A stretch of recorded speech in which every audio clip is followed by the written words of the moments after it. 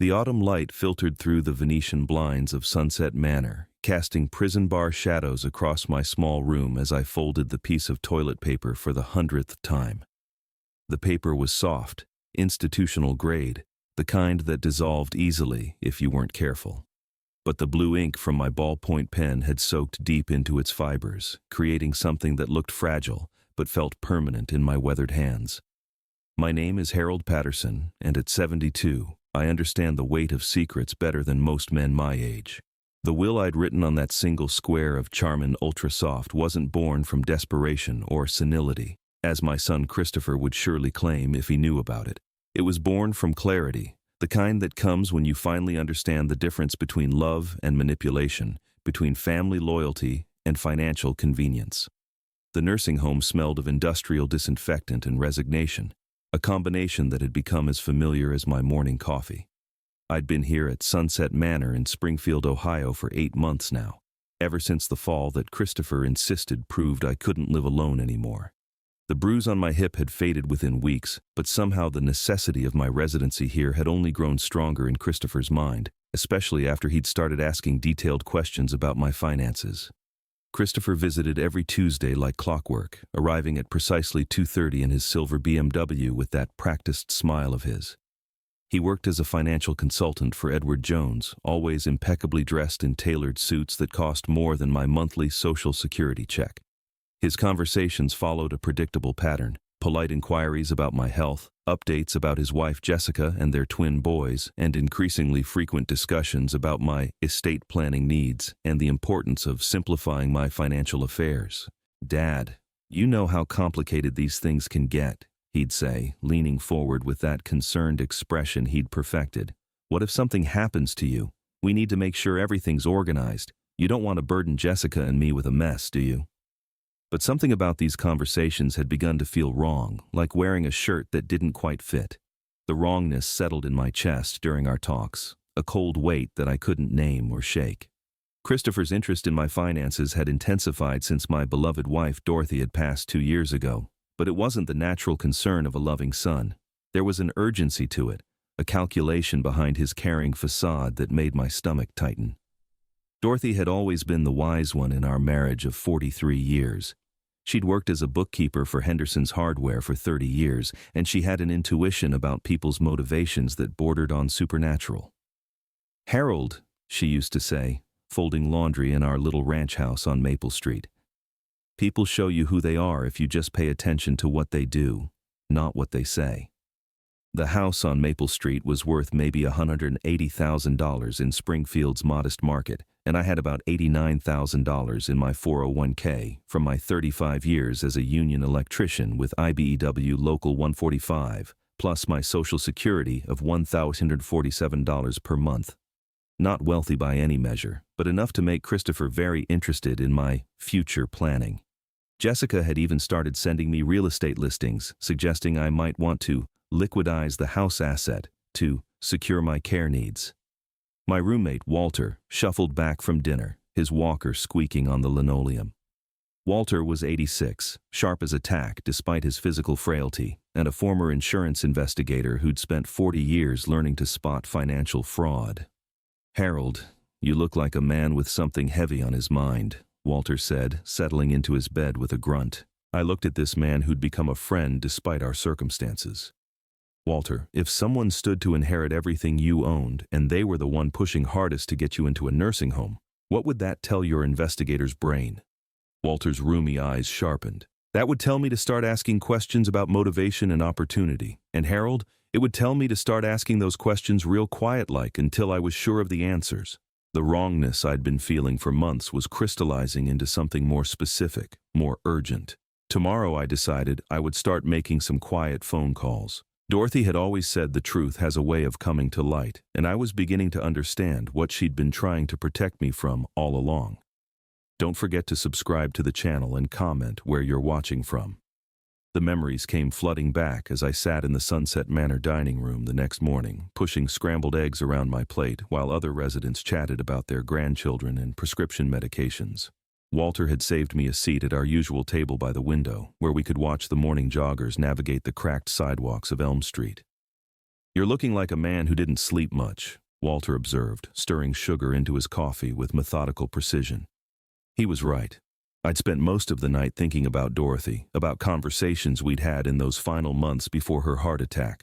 At the time, I dismissed many of her concerns as natural worry from a woman who'd spent decades balancing other people's books and seeing how quickly financial situations could deteriorate. Dorothy had been born Dorothy Mae Hutchinson in 1951, daughter of a farmer who'd lost his land during the agricultural crisis of the 80s. She'd learned early that financial security was fragile, that people you trusted could destroy your life without malicious intent. When she'd started working at Henderson's Hardware after we married, she'd approached our family finances with careful attention from someone who understood that poverty was always one mistake away. "Harold," she'd said one February evening, about 3 months before she died, "I've been thinking about Christopher's situation." We'd been sitting in our living room, me and my lazy boy reading the Springfield News-Sun while she worked on a crossword puzzle. The gas fireplace was crackling softly, and outside our little ranch house, snow was falling in that gentle way that made everything look peaceful. "What about it?" I'd asked, not really paying attention. Christopher had mentioned some financial stress, something about Jessica's shopping habits and the mortgage on their 4-bedroom colonial. "He owes more than we think," Dorothy said quietly. "I ran into Margie Williams at Kroger. Her daughter works at First National, and she mentioned seeing Christopher there a lot lately, talking to the loan officers. Margie Williams lived 3 houses down from us, and her daughter Karen had been a teller at First National Bank for 15 years. In a town like Springfield, information traveled through networks of church attendance, school activities, and workplace connections. Banks talk to lots of people, Dorothy. That's their business." But Dorothy had set down her puzzle book and looked at me with that expression she wore when working through complicated problems. "Harold, think about it. Christopher makes good money at Edward Jones. Jessica works part-time at Dr. Morrison's dental office. They should be comfortable, but every time he visits, he looks stressed about money." I'd dismissed her concerns then, but now I remembered other details that had seemed insignificant. Christopher's questions about our insurance policies, his casual inquiries about whether Dorothy and I had updated our wills, the way he'd offered to help organize our paperwork multiple times, always with that concerned expression that made refusing seem selfish. "And Harold," Dorothy had continued that February night, "last month when he was here for Sunday dinner, I saw him looking through our mail when he thought we weren't paying attention." The detail hit me now like a physical blow. Christopher had been going through our mail, probably looking for financial statements, insurance documents, anything that would give him a clearer picture of our assets. Dorothy had died suddenly of a heart attack 3 weeks later, while I was at my part-time job at Home Depot. I'd come home to find her collapsed in our kitchen, still wearing the yellow apron I'd bought her for Mother's Day, a half-finished crossword puzzle on the table beside a cold cup of tea. The grief had been overwhelming, but Christopher had been there immediately, handling funeral arrangements, dealing with paperwork, being everything a son should be during such a terrible time. Or so I'd thought. Looking back now, I realized how quickly he'd moved to help me organize Dorothy's affairs, how insistent he'd been about getting access to her accounts to make things easier for me. After breakfast, I made my way back to my room using the handrail along corridor walls decorated with generic artwork and inspirational posters that mostly reminded residents they were living in an institution designed to warehouse aging bodies. In my room, I pulled out the small address book Dorothy had kept by our kitchen phone for 30 years. Her handwriting filled the pages. Friends, family members, service providers accumulated over decades of careful living. I found the number I was looking for. Karen Williams at First National Bank. Using the hallway phone, I dialed during what I hoped was her lunch break. Karen had always liked Dorothy and me. We'd known her since she was a teenager babysitting in the neighborhood. "Karen, this is Harold Patterson, Dorothy's husband." "Oh, Mr. Patterson, how are you? I heard you were at Sunset Manor now." Her voice was warm, genuinely concerned. Karen had sent flowers to Dorothy's funeral and stopped by the house twice afterward to check on me. "I'm managing, Karen. Listen, I hope this doesn't put you in an awkward position, but Dorothy mentioned you'd seen Christopher at the bank quite a bit." There was a pause. "Mr. Patterson, you know I can't really discuss other people's banking business. I'm not asking about account details. I'm just trying to understand if my son is in financial trouble that might make him desperate." Another pause, longer this time. Mr. Patterson, are you worried about something specific? Maybe. I just have this feeling that Christopher's interest in my affairs isn't entirely about making sure I'm taken care of. Karen's voice became quieter, more careful. I can't give you specifics, but your son has been in several times over the past year discussing different types of loans, and he's asked questions about estate planning services, probate processes. My stomach dropped. Estate planning questions. He asked specifically about how quickly estates typically clear probate in Clark County, and what kinds of assets can be accessed immediately after someone dies. The hallway suddenly felt very cold. Karen, thank you for telling me this. Mr. Patterson, your Dorothy was one of the sweetest ladies I ever knew. If she were here and worried about something, I'd want someone to help her figure it out. That evening, sitting in my chair with the toilet paper, Will hidden in my sock drawer, I thought about Dorothy's wisdom and her warnings. She'd known something was wrong with Christopher's financial situation, and she'd tried to protect me from whatever was coming. Tuesday afternoon arrived with the punctuality of a Swiss watch, and at exactly 2:30, I heard the familiar sound of Christopher's BMW pulling into the Sunset Manor parking lot.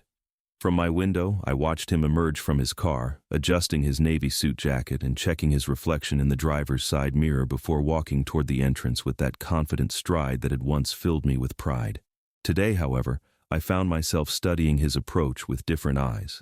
Walter had positioned himself strategically in the common area, pretending to read a 3-day-old newspaper while actually observing everything that happened during family visits.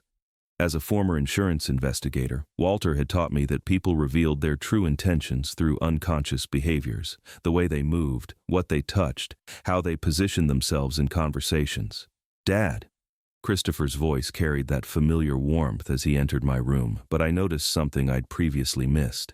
His eyes immediately swept the space, taking inventory of my belongings, the mail on my bedside table, the small stack of documents I kept in my desk drawer. The embrace he gave me felt genuine, but it lasted exactly long enough to glance over my shoulder at the papers on my desk. How are you feeling today? He asked, settling into the visitor's chair with practiced ease. You look good. The staff here is taking good care of you. Can't complain, I said, watching his hands. Christopher had always been a fidgeter, but today his fingers drummed against his knee with unusual anxiety. How are Jessica and the boys? Great, great. The twins are doing well in school. Tyler made the soccer team, and Trevor's really excelling in math. He paused, and I could see him mentally shifting gears. Dad, I've been thinking more about our conversation last week, about getting your affairs properly organized. There it was, less than 5 minutes into the visit, and we were already talking about my affairs. I thought about Dorothy's observation, about how Christopher's questions always seemed to focus on what happened after I died. What specifically are you worried about, son? Christopher leaned forward, his expression earnest. Well, for instance, do you have all your important documents in one place? Your will, your insurance policies, the deed to the house? What if there was an emergency and Jessica and I needed to find something quickly? I felt that familiar wrongness settling in my chest, but this time I recognized it for what it was. Christopher wasn't asking about my comfort or my needs. He was conducting an inventory. I have everything I need, I said carefully. Dorothy was always good about keeping things organized. Right, but Dad, that was 2 years ago. Have you updated anything since Mom died? Your will, for instance. Does it reflect your current situation? The question hung in the air between us like smoke. Christopher was asking directly about my will, something that shouldn't concern a loving son unless he was planning for my death. My will is fine, Christopher. But have you reviewed it recently? I mean, circumstances change. You're living here now instead of at home. You might want to consider simplifying things, maybe setting up some accounts that would be easier for Jessica and me to manage if something happened to you. I studied my son's face, looking for the boy I'd taught to ride a bicycle, the teenager I'd helped with homework, the young man I'd walked down the aisle at his wedding. He was still there, but something else was overlaying that familiar presence, something calculating and urgent. Christopher, are you having financial problems? The question caught him off guard. For just a moment, his carefully maintained composure slipped, and I saw something raw flash across his features. Fear, maybe, or desperation. What? No, Dad. Why would you ask that? But his voice carried a different quality now, a defensive edge that confirmed what Karen Williams had suggested about his frequent visits to the bank. Just wondering, you seem very concerned about my finances lately. More concerned than you used to be. Christopher's laugh sounded forced. I'm just trying to be responsible, Dad. That's what sons do. We look out for our parents. And I appreciate that. But I'm curious, when you talk about simplifying my finances, what exactly do you mean? Well, for instance, that house on Maple Street. It's just sitting there empty, costing you money in property taxes and maintenance. Wouldn't it make more sense to sell it and put that money somewhere more accessible? Maybe in a joint account that Jessica and I could help you manage. There it was. Christopher wanted me to liquidate my primary asset and put the proceeds where he could access them. The house represented the majority of my net worth, and he was suggesting I convert it to cash and then give him control over that cash. I'm not ready to sell the house, Christopher. But Dad, be practical. You're never going to live there again.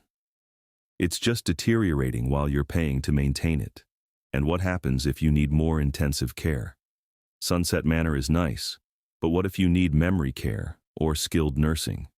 Those places cost a lot more than this. The conversation felt like a chess match where I was just beginning to understand the rules. Christopher was presenting logical arguments, but underneath each suggestion was the same theme. Convert my assets to cash, give him access to that cash, and trust him to use it for my benefit. I'll think about it, I said. Dad, I don't mean to pressure you, but these decisions don't get easier with time. And frankly, I'm worried about your judgment. Living in a place like this, being isolated from your normal routine, it can affect how clearly you think about complex financial matters. The implication was clear. Christopher was suggesting that my mental capacity was declining, that I couldn't be trusted to manage my own affairs. It was a familiar tactic that I'd seen used against other elderly residents at Sunset Manor, family members gradually assuming control by questioning their loved one's competence. My judgment is fine, Christopher. Of course it is. I just think it would be smart to have some safeguards in place, just in case. After he left, I sat in my chair for a long time, thinking about the conversation. Christopher had revealed more than he'd intended. He was in financial trouble, he needed access to my assets, and he was willing to question my mental competence to get what he wanted. But what he didn't know was that Dorothy had anticipated this. Whatever preparations she'd made, whatever secrets she'd asked me to keep, they were starting to make sense. Walter appeared in my doorway, his walker squeaking softly against the linoleum. Interesting visit, he asked. Very interesting. Walter, what would you do if you suspected someone was trying to manipulate you into giving them control of your money? Walter's eyes sharpened. I'd start documenting every conversation, every request, every suggestion they made. And Harold? Yeah. I'd start wondering what they planned to do once they had that control. The next morning found me in the Sunset Manor Library, a small room filled with donated books and outdated magazines that most residents ignored. But it also had something I needed, a computer with internet access and a degree of privacy that my room couldn't provide. I'd learned to use computers during my final years at the electrical union, when everything started going digital, and while I wasn't exactly tech-savvy, I could navigate well enough to do some basic research. Walter had agreed to keep watch for any staff members who might wonder what Harold Patterson was doing hunched over a keyboard at 8 in the morning. Just act natural, he'd advised. Old men using computers isn't suspicious. Old men acting secretive about using computers is. I started with what Karen Williams had told me about Christopher's banking activities. Using the library computer, I searched for information about bridge loans, debt consolidation, and the types of financial products that someone in serious money trouble might pursue. What I found made my stomach tighten with recognition. Bridge loans were short-term, high-interest financing typically used by people who needed cash immediately while waiting for longer-term solutions. The interest rates were brutal, often 12 to 18%, and they were usually secured by real estate or other valuable assets. Someone would only pursue this type of financing if they were desperate and confident that a significant sum of money was coming their way soon. I thought about Christopher's questions regarding how quickly estates cleared probate in Clark County. The timing was starting to make terrible sense. Finding anything interesting? Walter asked, rolling up beside me in his wheelchair. He'd abandoned the walker today in favor of greater mobility. Too interesting, I murmured, minimizing the browser window as a nursing assistant walked past. Walter, if someone took out bridge loans expecting to pay them off with inheritance money, what would happen if that inheritance was delayed or didn't materialize as expected? Walter's expression grew grim. The bridge would collapse.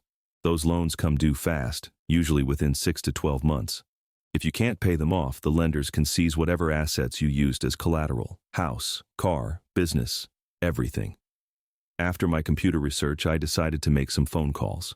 The hallway phone at Sunset Manor offered limited privacy, but I'd learned to time my calls during shift changes when the staff was distracted. My first call was to Henderson's Hardware, where Dorothy had worked for 30 years. The current owner, Jim Henderson Jr., had known Dorothy since he was a boy, helping his father in the store. "Harold, how are you holding up at that nursing home?" Jim's voice carried genuine warmth. "Dorothy always said that place looked too much like a hospital for her liking." "It's not home, but it's manageable." "Jim, I hope this doesn't sound strange, but did Dorothy ever mention being worried about Christopher's financial situation?" There was a pause. "Harold, your Dorothy wasn't one to gossip, but she did ask me some questions that seemed unusual. About 6 months before she passed, she wanted to know about something called a revocable trust and whether it could protect assets from being accessed by beneficiaries before certain conditions were met." My heart began beating faster. Did she say why she was asking? "She said she was worried that Christopher might make some poor financial decisions if he inherited everything at once. She wanted to know if there were ways to protect someone from their own mistakes." This was new information. Dorothy hadn't just been worried about Christopher's existing debts, she'd been concerned about what he might do with our assets if he gained access to them. "Jim, did she ever ask you to recommend a lawyer?" "As a matter of fact, she did. I sent her to Margaret Foster, the attorney who handled my father's estate. Maggie specializes in elder law and estate planning. Dorothy said she wanted to discuss some hypothetical situations." Margaret Foster. I wrote the name down carefully. Dorothy had consulted with an estate planning attorney without telling me, discussing hypothetical situations that were probably nothing hypothetical at all.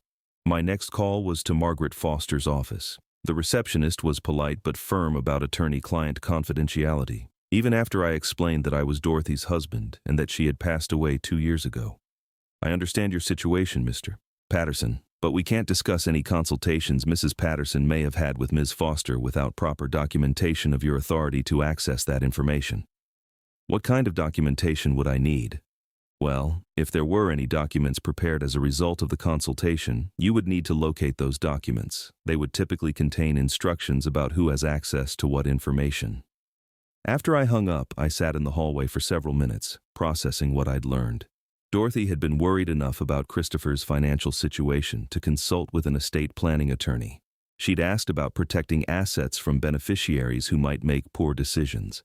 And according to the lawyer's office, there might be documents that contained instructions about accessing information. That evening, I called my old neighbor, Pete Kowalski, who'd been keeping an eye on the house on Maple Street since I'd moved to Sunset Manor.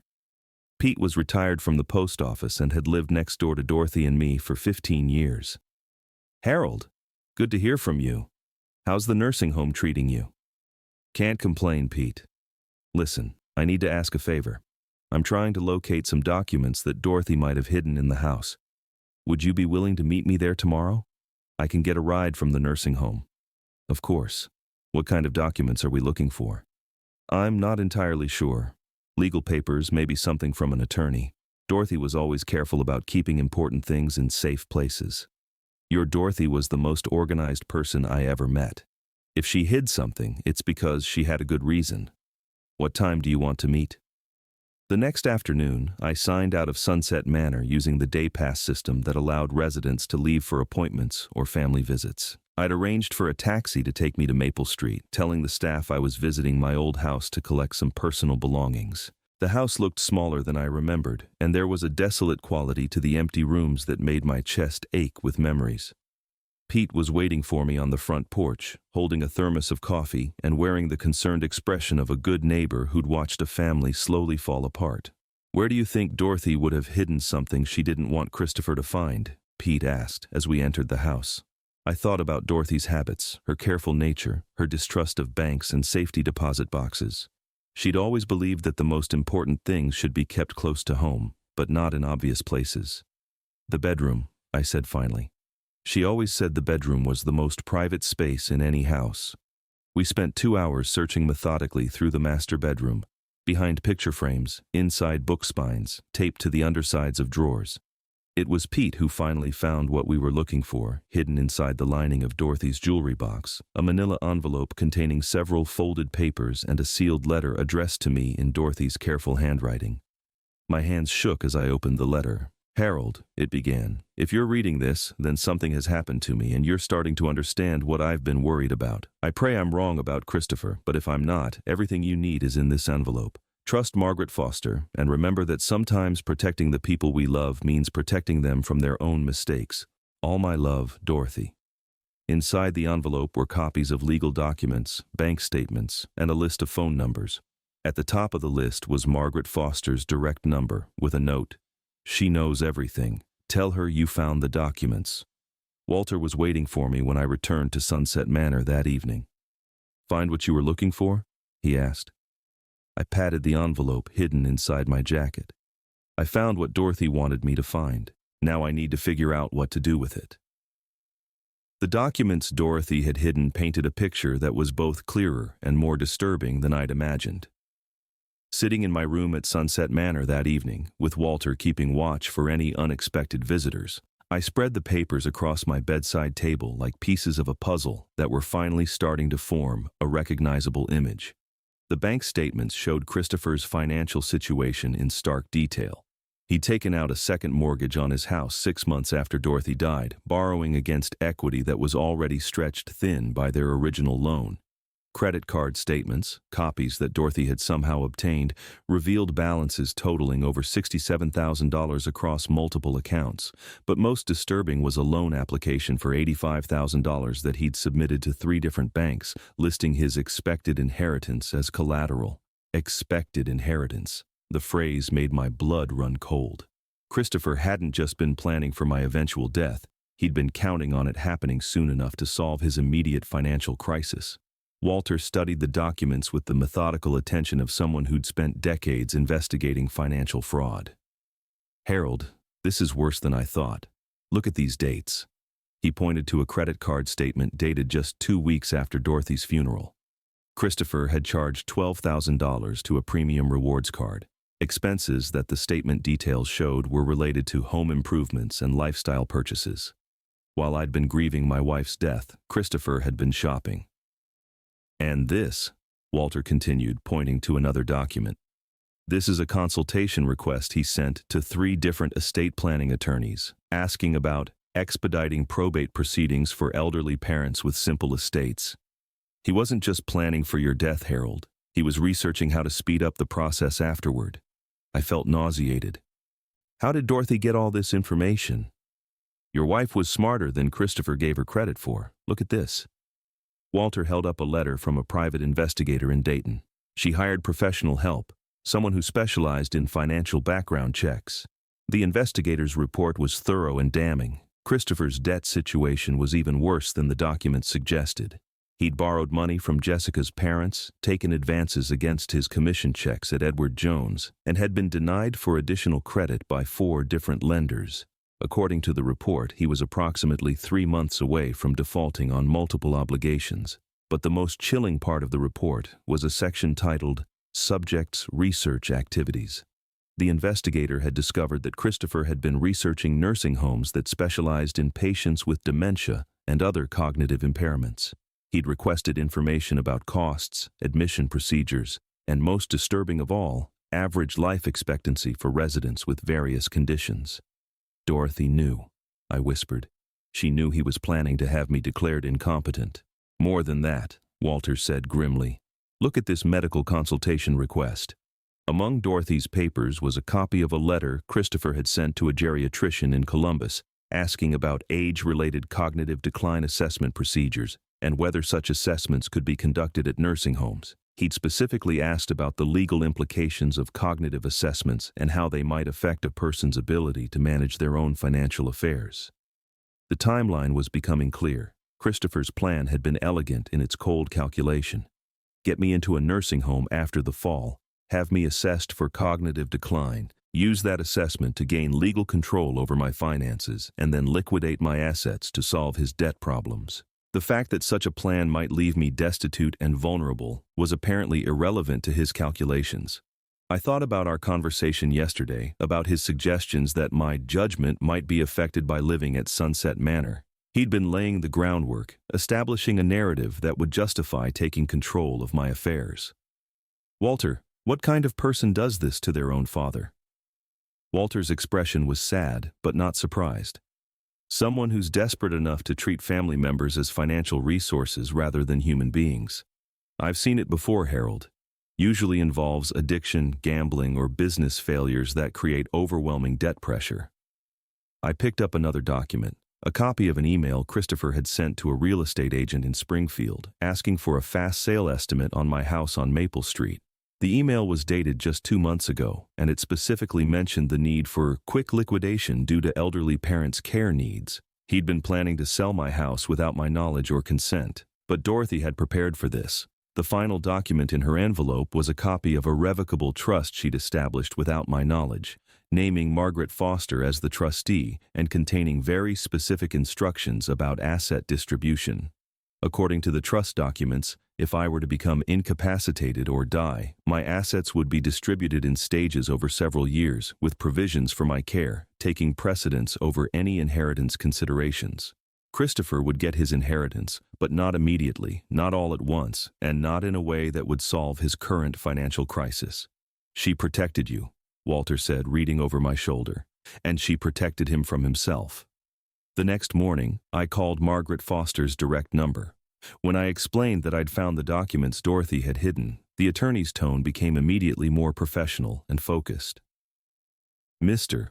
Patterson, I've been wondering when you would contact me. Your wife was very specific about when and how I should share certain information with you. Can you come to my office tomorrow afternoon? I'm in a nursing home. I'd need to arrange transportation. Don't worry about that. This conversation requires absolute privacy, and I have concerns about conducting it over the phone. I'll send someone to pick you up. That evening, Christopher made one of his unscheduled visits to Sunset Manor. He appeared at my room around 7 o'clock, looking more stressed than I'd ever seen him. His usually perfect hair was disheveled, and there were dark circles under his eyes. Dad, I need to talk to you about something important. Of course, son. Sit down. Christopher remained standing, pacing near the window. I've been thinking about our conversation yesterday, about the house and your financial situation. I think we need to move faster than I originally suggested. Why the rush? Because I'm concerned about your vulnerability here. This place is expensive, and your savings won't last forever if you need more intensive care. I think we should sell the house immediately and set up those joint accounts we discussed. I watched my son's face, seeing the desperation he was trying to hide beneath his practiced concern. Christopher, are you in financial trouble? Why do you keep asking me that? Because you seem very anxious about accessing my money very quickly. Christopher stopped pacing and looked at me directly. For a moment, I saw something I'd never seen before in my son's eyes. A cold calculation that made him look like a stranger. Dad, I'm trying to help you. But if you can't see that, if you can't make rational decisions about your own welfare, then maybe we need to explore other options. What kind of options? Legal options, medical options, ways to ensure that your affairs are managed by someone who can think clearly about complex financial matters. There it was. The threat I'd been expecting. Christopher was telling me that if I didn't voluntarily give him control of my assets, he would take legal steps to have me declared incompetent. But he didn't know about Dorothy's preparations. He didn't know about the trust, or the investigator's report, or the evidence that would demonstrate exactly why he was so eager to gain control of my finances. I'll think about what you've said, Christopher. Dad, thinking time is running out. I need an answer soon. After he left, I sat in my chair with Dorothy's documents spread around me, finally understanding the full scope of what she'd discovered and how she'd protected me from it. Tomorrow, I would meet with Margaret Foster and learn exactly what weapons Dorothy had given me in this fight for my dignity, my assets, and my independence. Margaret Foster's law office was located in a restored Victorian house on High Street. The kind of building that projected both stability and discretion. The driver she'd sent, a professional woman named Carol who introduced herself as a paralegal, had been friendly but carefully avoided any discussion of why I was visiting the attorney. Margaret Foster herself was a woman in her early 60s, with silver hair and the kind of direct gaze that suggested she'd spent decades helping people navigate the most difficult decisions of their lives. Her office was lined with law books and family photographs, creating an atmosphere that was both professional and warmly personal. "Mr. Patterson, please sit down. I'm so sorry for your loss. Dorothy was a remarkable woman, and she loved you very much." "Thank you. I have to admit, I'm still processing everything I found in that envelope." Margaret nodded, pulling out a thick file folder. "Dorothy came to see me approximately 4 months before she died. She was very concerned about some financial irregularities she'd discovered regarding Christopher, and she wanted to take steps to protect both of you from potential problems." She opened the folder and spread several documents across her desk. "What Dorothy created is called a revocable living trust with very specific protective provisions.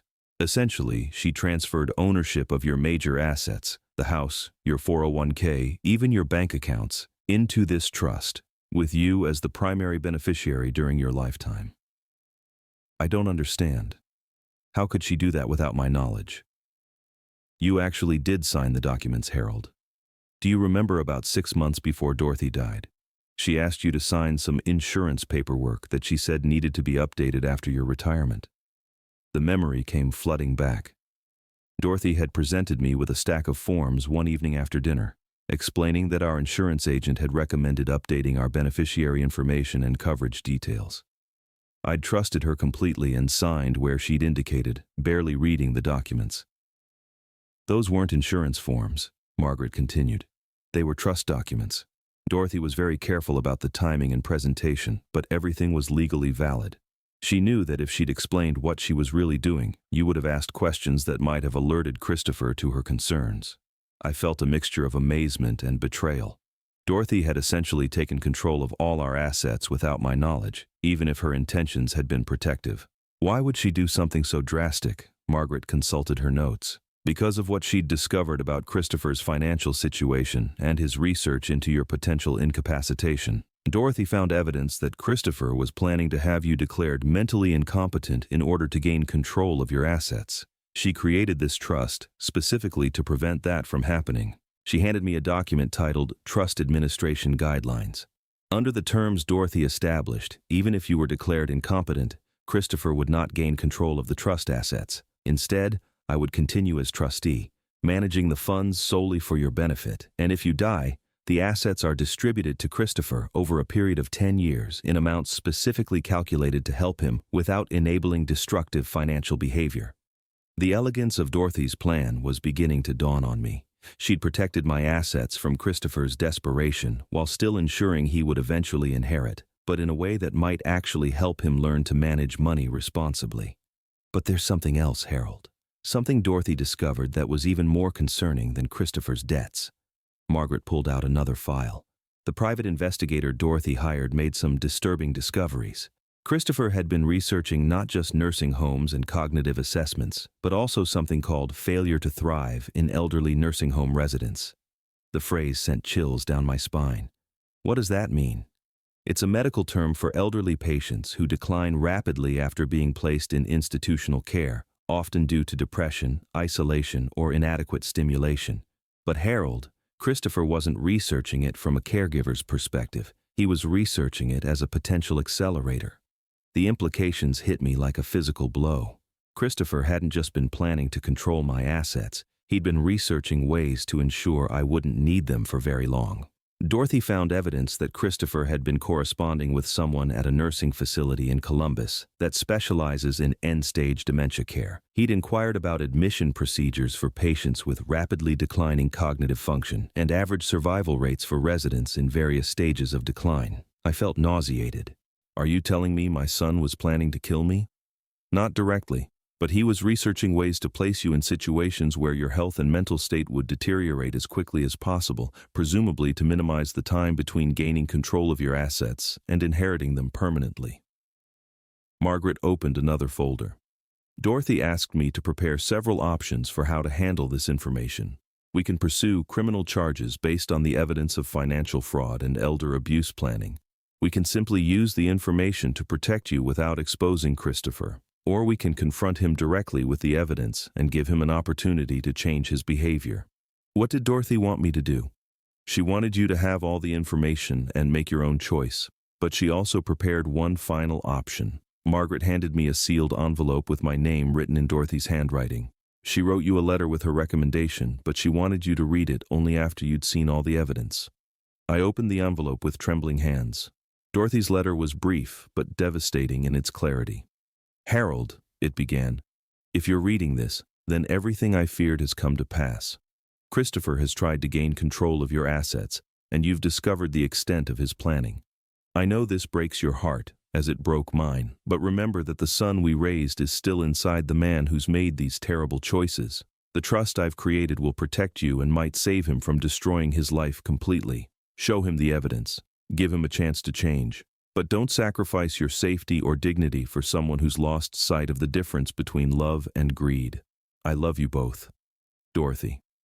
Margaret waited while I read the letter twice.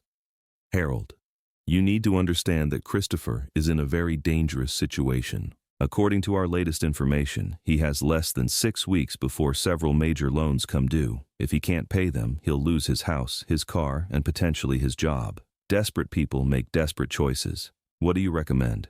"I recommend that we arrange a meeting where Christopher learns about the trust and understands that his plans are not going to work. We show him the evidence of what we know, give him a chance to acknowledge his mistakes, and offer him help with his financial situation through the trust provisions, but only if he agrees to certain conditions." "What kind of conditions?" "Financial counseling, regular check-ins, and most importantly, a complete end to any attempts to manipulate or control your living situation. The trust can provide him with some immediate relief from his debts, but not enough to solve all his problems overnight. He'll need to take responsibility for changing his behavior." I thought about the son I'd raised, the man who'd once been my pride and joy, and the stranger who'd been researching ways to accelerate my decline. Dorothy was right. The boy we'd loved was still inside there somewhere, but he'd lost his way in desperation and greed. "Let's arrange the meeting," I said. "Christopher needs to understand that his mother knew everything, and that she loved him enough to save him from himself." Margaret nodded. "I'll contact him tomorrow and arrange for him to come to my office." "Harold, are you prepared for how he might react when he realizes his plans have been discovered?" "I don't know, but Dorothy trusted me to handle this and I won't let her down." That evening, back at Sunset Manor, I sat with Walter in the common room, watching the news and thinking about everything that would change in the next few days. "You ready for this confrontation?" Walter asked. "As ready as I can be." "Walter, what do you think Dorothy would say about all this?" Walter smiled.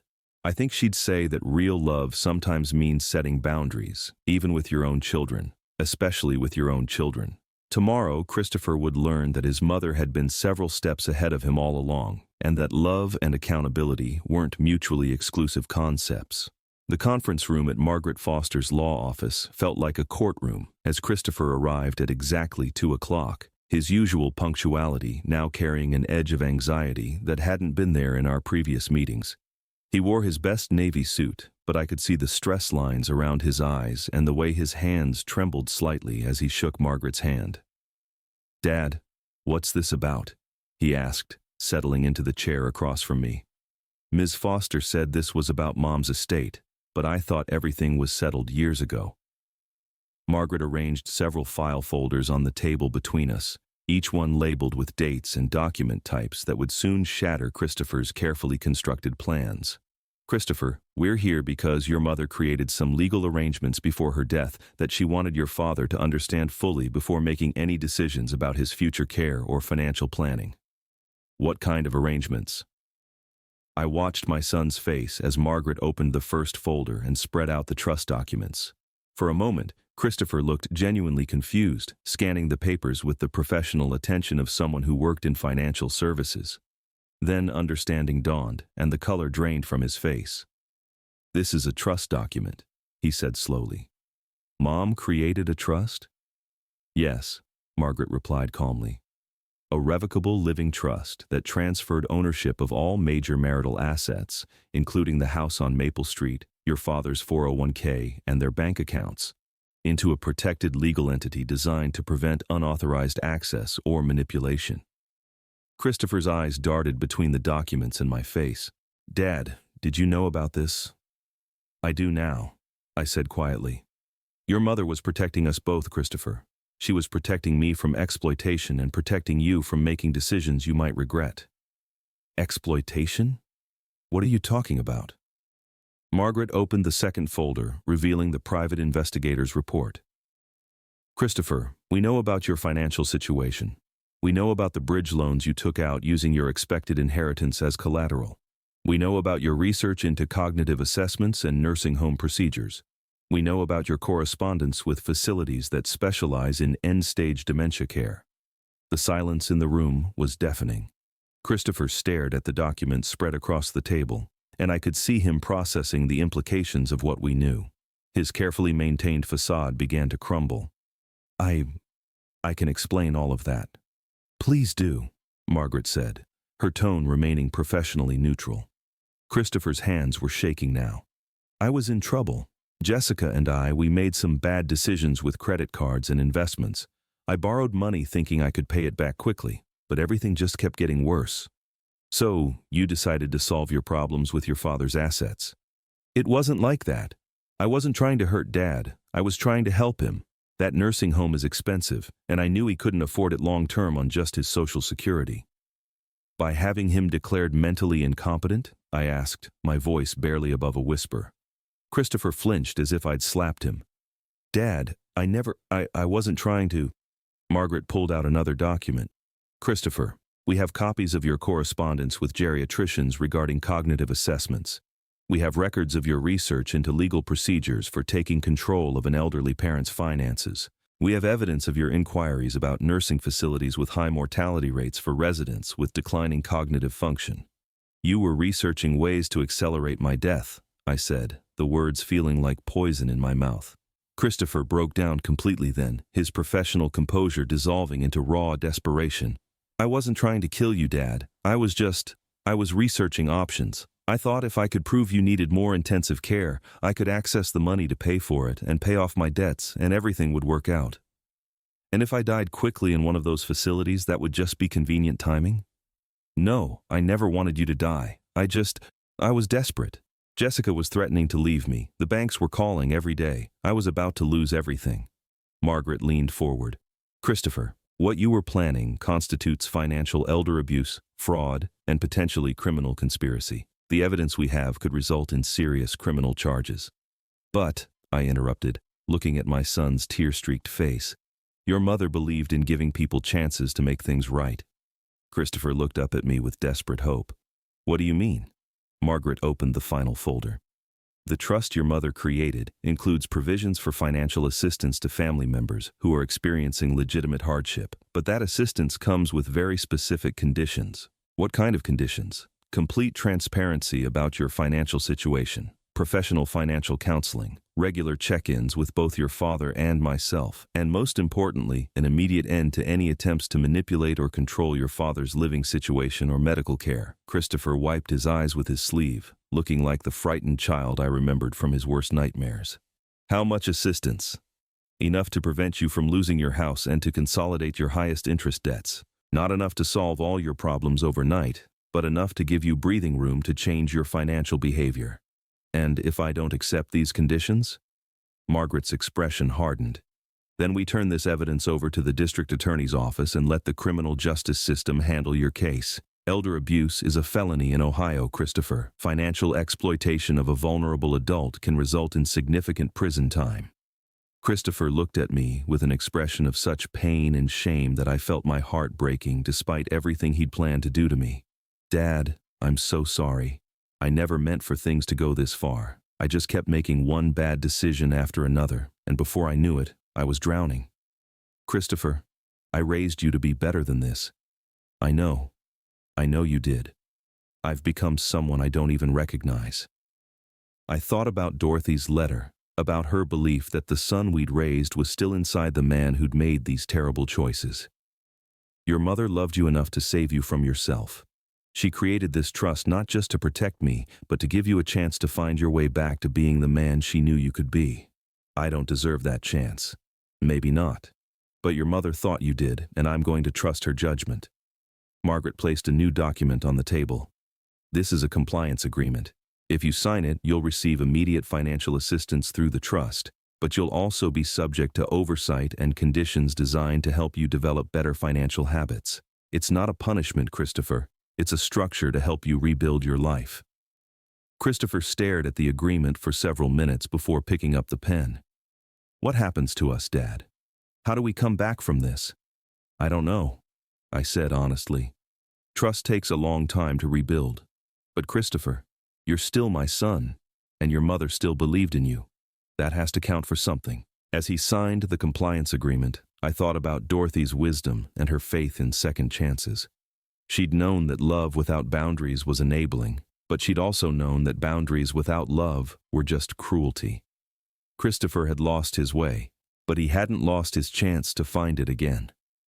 The days following the confrontation in Margaret Foster's office brought changes that rippled through every aspect of our family's life, like stones dropped in still water. Christopher's world, built on borrowed money and desperate schemes, began to collapse and rebuild simultaneously under the structured accountability that Dorothy's trust had made possible. Within 48 hours, Margaret had arranged for the trust to pay off Christopher's most pressing debts, the bridge loans that would have resulted in the loss of his house, and the credit cards with the highest interest rates that had been destroying his monthly cash flow. But the relief came with immediate and non-negotiable conditions that transformed his daily existence. Dr. Patricia Hendricks, the financial counselor Margaret had selected, was a former bankruptcy attorney who specialized in helping people rebuild their relationship with money after financial catastrophe.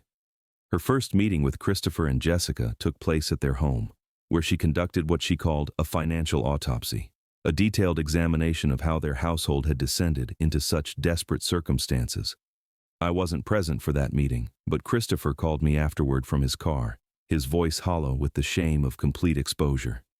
Dad, she made us go through everything, every purchase, every decision, every lie I told Jessica about our financial situation. She found credit cards Jessica didn't know about, loans I'd hidden, investments I'd made without discussing them. How did Jessica handle it? There was a long pause. She packed a bag and went to her sister's house. She said she needs time to think about whether she can trust me enough to stay married to someone who was willing to hurt his own father for money. The weight of consequences was settling on Christopher with the inexorable pressure of accumulated bad decisions finally demanding payment. Jessica's departure wasn't punitive. It was the natural result of discovering that her husband had been living a double life, researching ways to exploit his elderly father while presenting himself as a caring son. Dr. Hendricks had also insisted on complete financial transparency going forward. Christopher's salary from Edward Jones was now deposited into an account that required both his signature and the financial counselor's approval for any expenditure over $50. His credit cards had been canceled. His access to loans or lines of credit had been eliminated pending completion of a financial rehabilitation program. It's humiliating, Dad, Christopher admitted during one of our phone conversations. I'm a 42-year-old man who has to ask permission to buy lunch. Humiliation is temporary, Christopher. The consequences of the path you were on would have been permanent. But the most profound change was in Christopher's relationship with his own children. Tyler and Trevor, the twin boys who had been innocent bystanders in their father's financial desperation, suddenly found themselves dealing with a parent who was present in ways he hadn't been in years. Without the constant pressure of debt collectors and the time-consuming research into exploiting my assets, Christopher began actually attending their soccer games instead of making excuses about work obligations. He started helping with homework instead of disappearing into his home office to research cognitive assessment procedures and nursing home mortality rates. The boys, now 13 years old, were too young to understand the full scope of what their father had been planning, but they sensed the change in his attention and availability. According to Jessica's sister, who had become an unexpected source of information about the family's adjustment, Tyler had told his mother that Dad seems different now, like he's actually here when he's here. Meanwhile, my own life at Sunset Manor was transformed by the knowledge of what Dorothy had done to protect me. The toilet paper will I'd written in desperation was no longer a pathetic gesture of defiance. It was a backup plan to supplement the sophisticated legal protections my wife had already put in place. Walter and I spent hours in the common room discussing the ethical complexities of Dorothy's approach. She had essentially lied to me about the insurance paperwork in order to protect me from Christopher's plans. The deception bothered me, even though I understood her motivations. "Harold, your wife faced an impossible choice," Walter observed one evening as we watched the sun set through the common room windows. "She could tell you the truth about Christopher's research and break your heart immediately, or she could protect you quietly and hope she was wrong about what he was planning. But she took away my choice in the matter. Did she? You're making choices now. You chose to confront Christopher instead of having him arrested. You chose to give him a chance to rebuild instead of cutting him off permanently. Dorothy gave you the tools to make those choices safely." The truth of Walter's observation settled slowly. Dorothy hadn't taken away my agency. She had protected it by ensuring that when the time came to make difficult decisions about my son's future, I would be making them from a position of strength rather than vulnerability. 3 weeks after the confrontation, Christopher requested a meeting at Sunset Manor. He arrived without his usual BMW. Dr. Hendricks had required him to sell it and purchase a reliable used car to reduce his monthly expenses. The Honda Civic he drove now was clean but modest, a visible symbol of his changed circumstances. He looked different too. The expensive suits had been replaced by off-the-rack clothing that was appropriate but unremarkable. More significantly, the desperate anxiety that had characterized his behavior for months was gone, replaced by something that looked like exhaustion mixed with relief. "Dad, I need to tell you something," he said, settling into the visitor's chair in my room. "Dr. Hendricks made me write down everything I'd researched about what I was planning to do to you. She made me look at it all together, in one document. That must have been difficult. It was horrifying. When I saw it all written out, all the ways I'd been planning to manipulate and control you, I realized I'd become someone I didn't recognize. Someone Mom would have been ashamed of." Christopher pulled out a folded piece of paper. "I wrote you a letter.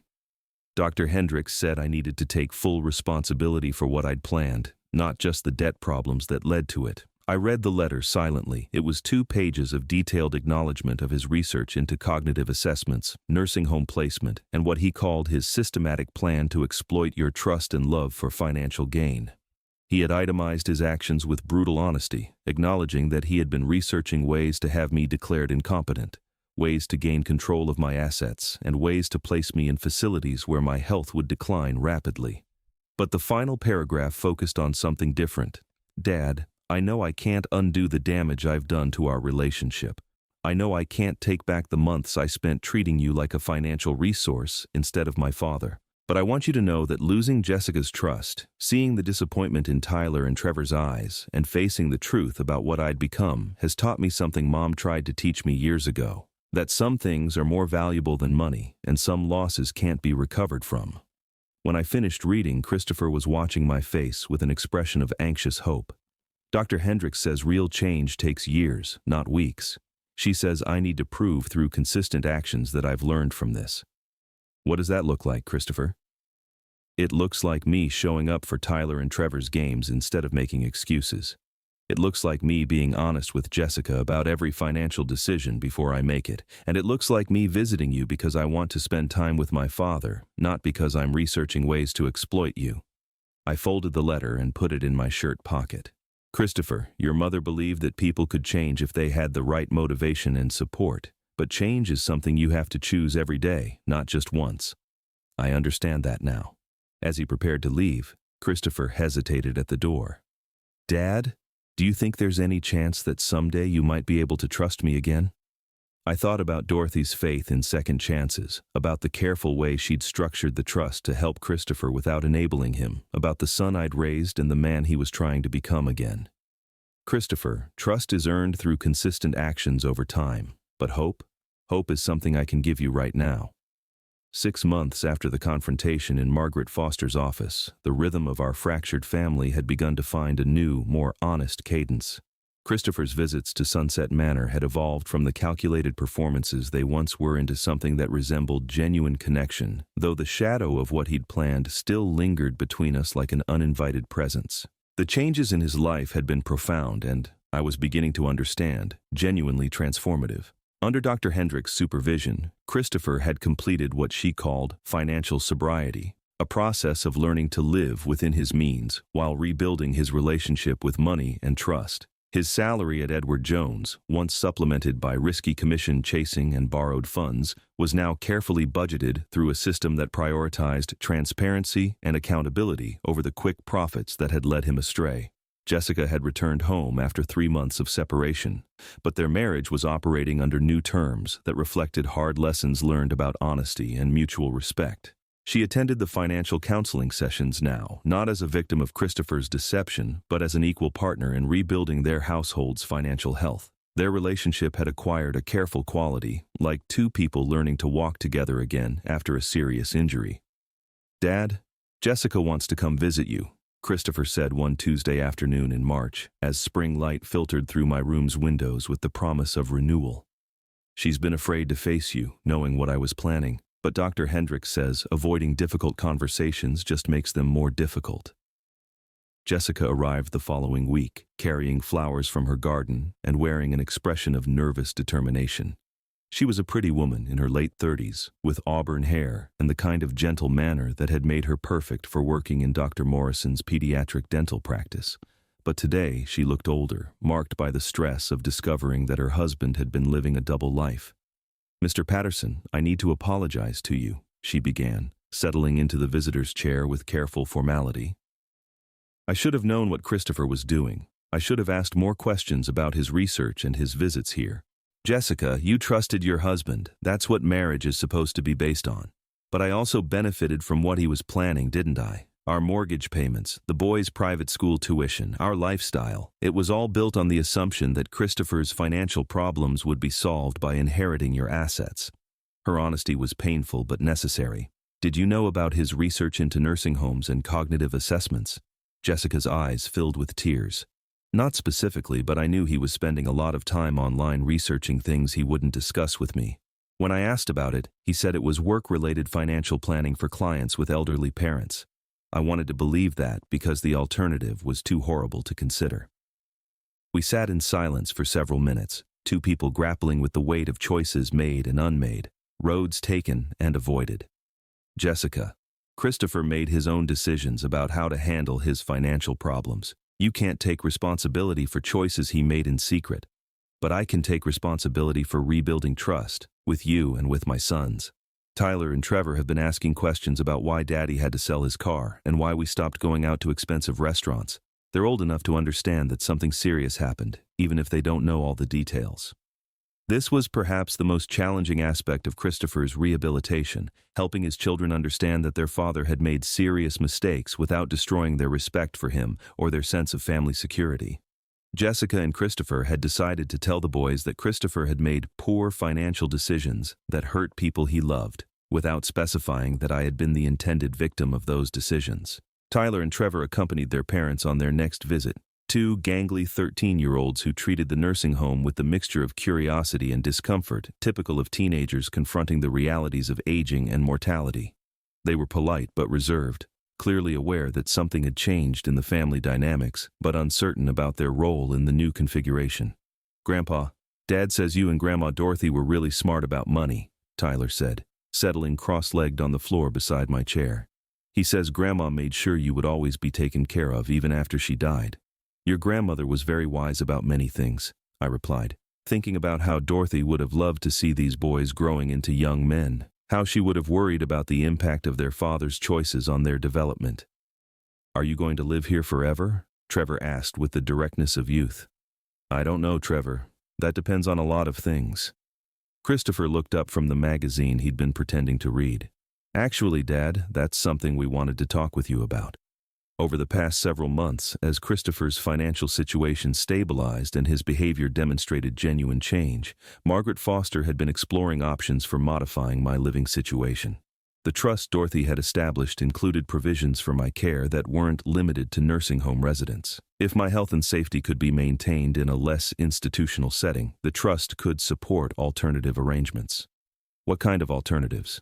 "There's a senior living community in Springdale about 20 minutes from our house," Jessica said. It's independent living with optional support services. You'd have your own apartment, but there would be meal service, housekeeping, and medical support available if you needed it. The idea of leaving Sunset Manor was both appealing and frightening. I'd grown comfortable with the routines and relationships here, particularly my friendship with Walter, who had become an anchor of wisdom and support during the most difficult period of my life. "What about Walter?" I asked. Christopher smiled, the first genuinely warm expression I'd seen from him in years. "Walter's been researching the same community. Apparently he's been thinking about making a change too. Something about wanting to live somewhere that felt more like home and less like a warehouse. The possibility of rebuilding some version of independent life, of having Christopher's visits motivated by affection rather than financial calculation, of seeing Tyler and Trevor grow up in an environment not shadowed by their father's desperate schemes, felt like a gift I wasn't sure I deserved. But Dorothy's voice echoed in my memory. "Harold, sometimes what looks like good luck is actually the result of careful planning." She had planned not just for my protection, but for my potential happiness. The trust she'd established wasn't just a defensive measure, it was an investment in the possibility that love and accountability could coexist, that families could survive the worst mistakes their members made, and that second chances could lead to genuine transformation. "I'd like to visit this place in Springdale," I said finally. "But I have one condition." "What's that, Dad?" "I want to choose my own apartment. I want to make my own decisions about how I live and who I spend time with. Your mother protected my assets and my independence. I intend to use both wisely." Christopher nodded, and I saw in his expression something I hadn't seen in years, genuine respect for my autonomy and judgment. "Of course, Dad, it's your life. We're just grateful to be part of it again." Outside my window, the Ohio spring was arriving with its usual tentative optimism, and I thought about new beginnings and the patient work of rebuilding trust. Dorothy had given us all the tools we needed. Now it was up to us to use them wisely. 1 year later, I sat in my own living room for the first time in nearly 2 years, watching Tyler and Trevor help Walter assemble a bookshelf in what we designated as our shared library space. The senior living community in Springdale had exceeded even my cautious expectations, offering the independence I'd craved while providing the security I needed. Walter and I had managed to secure adjacent apartments, maintaining our friendship while each having our own private space. The morning light streaming through my apartment windows carried the golden quality of October, the same season when I'd first written that desperate will on toilet paper at Sunset Manor. But the man sitting in this comfortable chair bore little resemblance to the frightened, vulnerable person who had felt so powerless against his son's manipulations. Christopher's transformation had proven genuine and lasting. Dr. Hendricks had graduated him from intensive financial counseling to monthly check-ins 6 months ago, and Margaret Foster had begun gradually reducing the oversight provisions of the trust as Christopher demonstrated consistent, responsible behavior. His marriage to Jessica had not only survived but had grown stronger through the crucible of complete honesty about their financial situation and future planning. The boys had adapted to their family's new circumstances with the resilience typical of children who feel secure in their parents' love, even when those parents make serious mistakes. They attended public school now instead of the expensive private academy Christopher could no longer afford, but their academic performance had actually improved. Tyler had made the varsity soccer team despite being only a freshman, and Trevor had discovered a talent for creative writing that reminded me of Dorothy's love for words and stories. "Grandpa, where do you want this box of photo albums?" Tyler asked, holding up a container I'd brought from the old house on Maple Street. "On the bottom shelf, so Walter and I can reach them easily," I replied. "Those are pictures of your grandmother when she was younger. I thought you might like to see them sometime." The house on Maple Street had finally been sold 3 months ago, but not under the circumstances Christopher had once envisioned. Instead of a desperate quick sale to solve his financial crisis, it had been a careful decision made by me, with input from Margaret Foster and Christopher, to liquidate an asset I no longer needed in order to fund the life I wanted to live. The proceeds from the sale had allowed me to purchase my apartment at the senior community and establish a small fund for Tyler and Trevor's college educations, money that would be available to them regardless of any future financial difficulties their parents might face.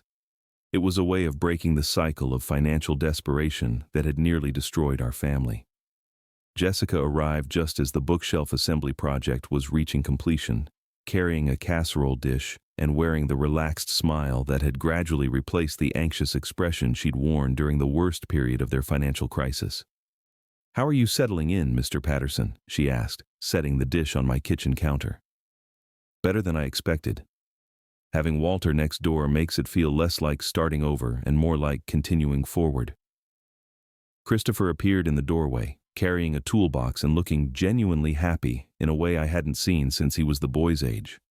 The designer suits and luxury car were gone, replaced by practical clothing and that reliable Honda Civic, but he carried himself with a dignity that had been absent during his years of financial desperation.